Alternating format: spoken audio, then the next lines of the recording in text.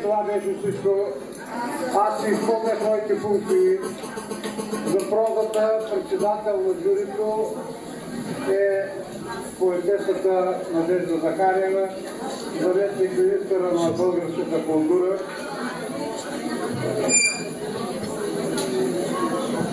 И в качеството си на нейни приятели давам думата.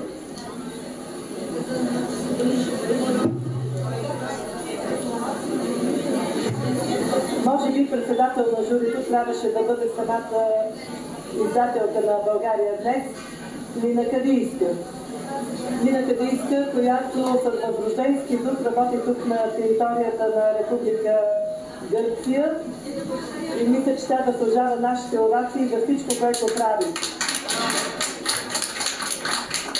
Искам да ви кажа, че когато бях силно притеснена, че няколко дни след като съм почнала работа, трябва да искам командировка, в Министерство на културата с радост посрещнаха тази моя командировка и изпратиха подарък за Българския културен център.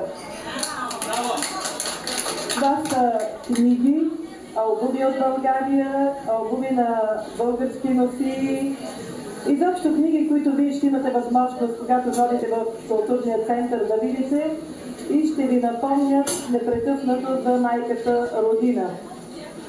Трябва да ви кажа, че журито на емигрантските изповеди се измъчи кого точно да награди сред нещата, които бяхте отпечатали в вестника. Като се започне, ще кажа между кои избирахме наградите. Аз не знам никакви имена. Не съм била изкушена да нагража някого, когото познавам. Защото не се познаваме толкова, че да проработи формулата, стилът, това е човека и по това, което прочета, да избера някоя моя приятелка.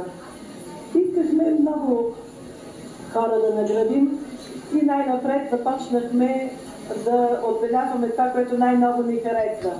Журито беше съставено от господин Красен Кръстев, от Елена Алекова и мен. Така, значи заслужаваха награди по някакъв начин и се надявам всички, които ще чуят номерчето, да приемат това като награда.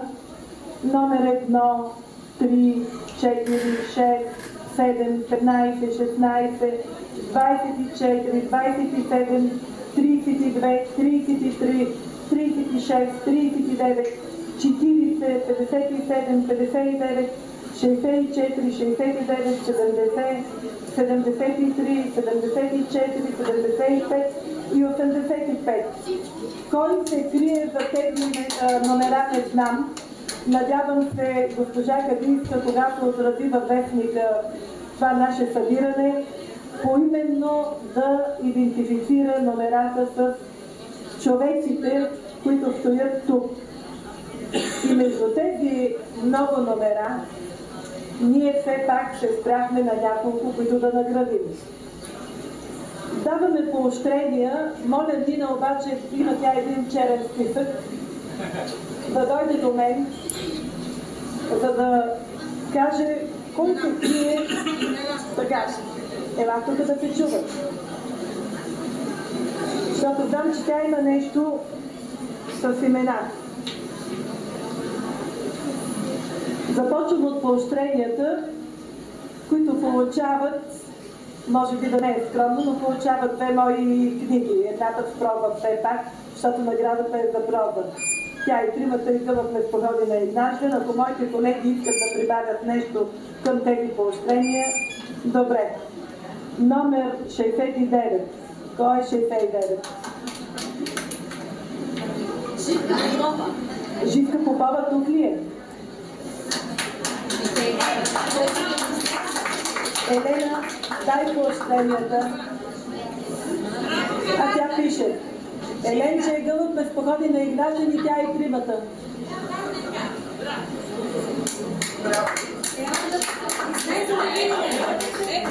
Така. Това е поощренията. Искам да ви поздравя. Нека знам на кого да ги напиша? Да пиша на номер 69? Добре. Вие сте човека, не номер. Но, да, после ще ги напишем. И господин Кръстев е... главният билетрит в журито. Вторият номер или вторият човек, който получава поощрение, е номер 27. Тук не е номер 27, кой е той? Сара Петрова, а тя е от остров Крит. Е Крит на много часове от тук. Номер 3. Третото поощрение.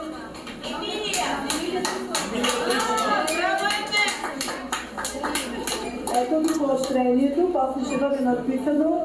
Поздравявам ви. Така, Елена и Красен са членове на журито. Сега, журито даде 2/3 награди. На номер 59, кой е скрит под този номер? Моят номер.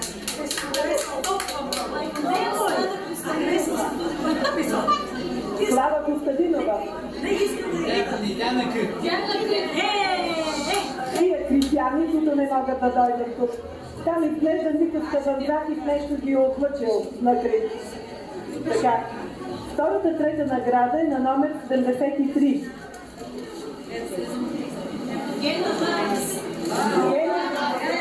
Ама Гена ми е приятелка. Как не това?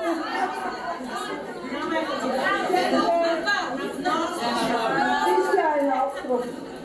Ночне кафе Робинзонки и Робинзоновци. Втора награда журито присъди на номер 57. Кой е 57? Една малка изненада. Номер 57 е на Николина Калинска. Аз си държа на второто място, но парите ги предоставям на следващата, която е след мен. Значи, грамотата не искаш ли си я? Грамотите не са надписани, защото аз не знаех кой се крие.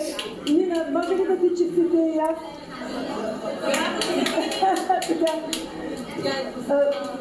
Аз запомних този прекрасен разказ и се чудих кой го е написал.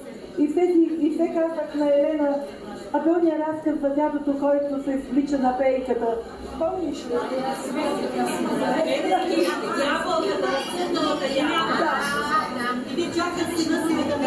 Да, много хубаво, много се радвам.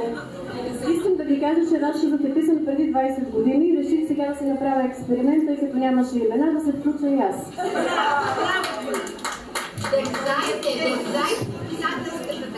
Мисля, че изненадата беше пълна, много се радвам.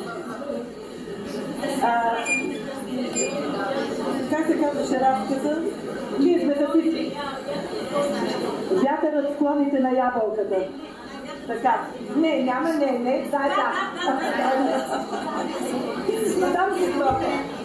Първа награда получава номер 74. Това е Арко Марко.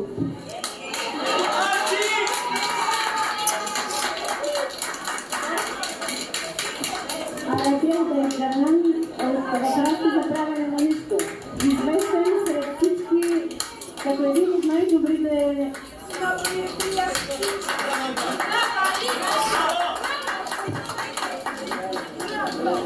Ама ние го докарахме и за целите по етническа културна интеграция.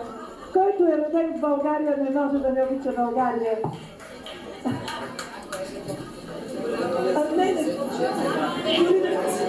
Даже много му е трудно името, сега ще дава да чуя дали. Сега, значи грамотите, номерата, които прочетох и човеците, които ми е приятно да видя, ще получат след като Нина напише по номерата имената. Вътре подписано ли е всичко? Всичко подписано ли? Не сме подписали. Ще подпише сега. Да, кажете. Моля първата награда да каже нещо.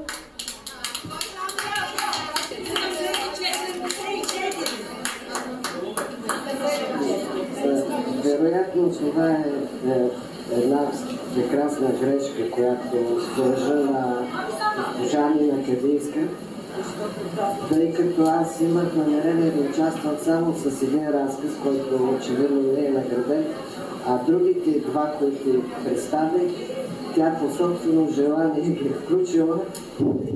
Така, въпрос на една прекрасна случайност и едно страхотно съвпадение. Благодаря ви много за тази грешка.